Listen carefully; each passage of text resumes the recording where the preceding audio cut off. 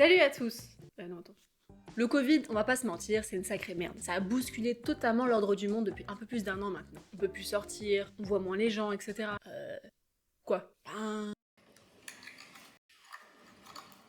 Bon, ok, je suis pas la fille qui sort le plus au monde, mais quand même, ça a bousculé quand même beaucoup nos habitudes. Le port du masque, la conso de gel hydroalcoolique x 1000, les sorties diminuées, etc. Mais c'est bien un truc qui a changé, alors que ça faisait des centaines d'années que c'était instauré, c'est la bise. Bah oui, autant avant le Covid, tout le monde se faisait la bise. C'était normal, c'était une des normes de la société. T'étais mal vu si tu faisais pas la bise. T'étais perçu un peu, comment dire, comme ces gens réfractaires à tout contact physique, ou qui sont un peu hautains ou associables. Alors que maintenant, si t'essaies de taper la bise à quelqu'un, t'as l'air d'un con.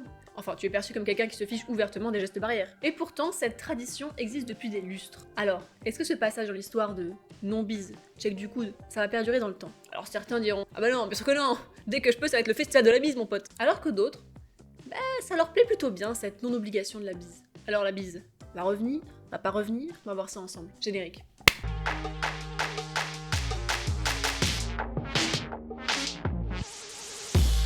Aujourd'hui, on va parler d'une des traditions les plus ancrées dans la culture française, la bise. Tout d'abord, on va parler des raisons pour lesquelles la bise pourrait disparaître. Premièrement, on va parler du côté hygiène. Est-ce que la bise c'est sale? Oui? Non? Ça va, j'ai chopé un petit rhume, mais ça va. Alors certes, c'est pas aussi sale qu'une poignée de main. Ah oui, tu attrapes rarement la barre du métro avec la joue. Alors que la main... Eh oui. Après, de là à dire que la bise c'est propre, pas vraiment non plus. On se touche environ 250 fois le visage par jour. Donc les bactéries qu'on a sur les mains se répartissent sur nos joues. Alors toi, tu sais plus ou moins l'hygiène que tu as, mais tu connais pas l'hygiène du cousin que ton pote a ramené en soirée. Je fais une petite aparté. J'ai lu sur un site des conseils qu'il donne pour ne pas se toucher le visage. Il conseille de s'occuper les mains avec une balle anti-stress, de croiser les bras, de battre la mesure, d'instaurer des pense-bêtes.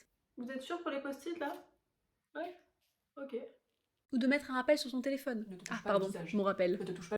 Chez les Tonga au Mozambique par exemple, c'est immonde de se faire la bise. Donc bon. Ensuite, deuxième point, la bise ça provoque parfois des moments gênants. Par exemple, selon les régions, on n'a pas le même nombre de bises. Il y a même une organisation en Bretagne qui lutte pour maintenir le 1 bisou et ne pas céder aux 2 bises. Il y a aussi ce moment où tu te trompes de côté, ou alors la bise trop légère, ou au contraire le mec qui te fracasse la joue.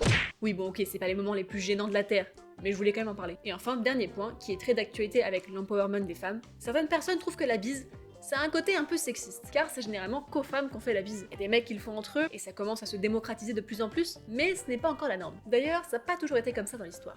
Allez, petit point d'histoire. En effet, pendant l'Antiquité, la façon dont tu saluais quelqu'un, ça montrait ton grade. Les Perses, par exemple, ils avaient 3 possibilités. S'ils étaient du même rang, ils s'embrassaient sur la bouche. Si l'un des deux était d'un rang quelque peu inférieur, alors ils s'embrassaient sur les joues. Par contre, s'il y en avait un qui était de nature très inférieure à l'autre, alors ils se prosternaient devant lui, tout simplement. Quelques siècles plus tard, au Moyen-Âge, le baiser demeure dans les salutations, mais il n'est pas forcément obligatoire. Ils pouvaient se saluer verbalement avec un petit geste d'accompagnement, inclinaison de la tête, du corps, petit lever de chapeau. À cette époque, le baiser se pratique surtout entre des personnes qui ont un lien d'affection, qui ne se sont pas vues depuis longtemps, ou des gens d'une même famille. Par contre, le baiser sur la bouche se pratique toujours dans un cadre religieux. On appelle ça le baiser de paix, entre les chrétiens à la messe. Et dans la société féodale, ça scelle le lien entre le seigneur et son vassal, et ça montre la foi, la franchise et la fidélité. Mais à cette époque, et c'est là où c'est intéressant, le baiser ne se pratique qu'entre hommes, car d'égo à égo. Pour la petite anecdote, un monsieur nommé Gervin, qui était abbé de Saint-Riquier de 1045 à 1071, a refusé de donner le baiser de paix à la reine d'Angleterre. Le culot, parce que du coup, malgré le rang élevé de la reine, c'était une femme, donc inférieure.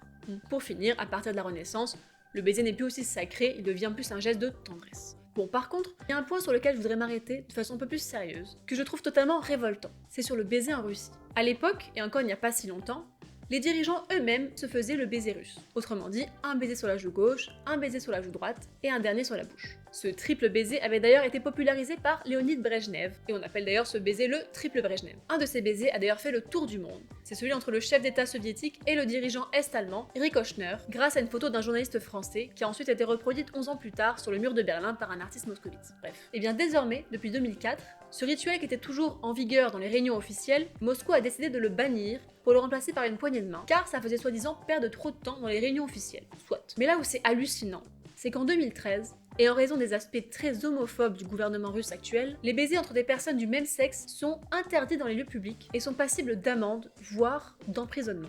Car ce serait une propagande homosexuelle. Je cite, ce serait pour protéger les enfants contre les informations qui favorisent le déni des valeurs traditionnelles de la famille. C'est de dire si dans ma vie j'ai entendu des conneries. Mais des comme ça, jamais. Par contre, en 2019, les deux guitaristes du groupe de métal allemand Rammstein, deux hommes donc, se sont embrassés sur scène lors d'un concert en Russie, pour vraiment montrer qu'ils s'opposaient à cette loi. Je vous dis bravo.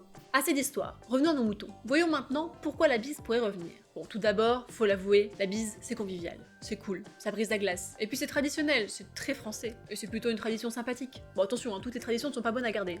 Non mais c'est vrai, les Français sont plutôt tactiles, ils aiment le contact physique. Et avec la pandémie, les gestes barrières, etc., ça manque aux Français de plus pouvoir se toucher, se prendre dans les bras pour se faire la bise. Donc ce ne serait pas étonnant que la bise revienne en force après le Covid. Mais est-ce qu'elle reviendra sous la même forme qu'avant d'avoir été mis en stand-by?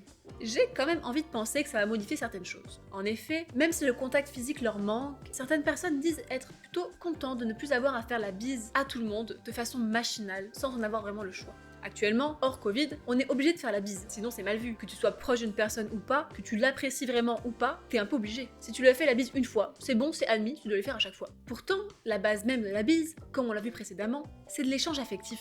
Alors peut-être que si la bise revient, elle sera moins automatique qu'avant. Il y aura plus de bise forcette et 150 collègues de l'étage tous les matins. Ce sera peut-être une bise plus sélective. Donc au fond, est-ce qu'on ne reviendrait pas à l'essence même de la bise? Faire la bise à nos proches et aux gens qu'on aime vraiment, en ayant envie et sans en être contraint. Si la bise revient, ne sera-t-elle pas plus sensée? Allez, la bise. Et au fait, abonne-toi.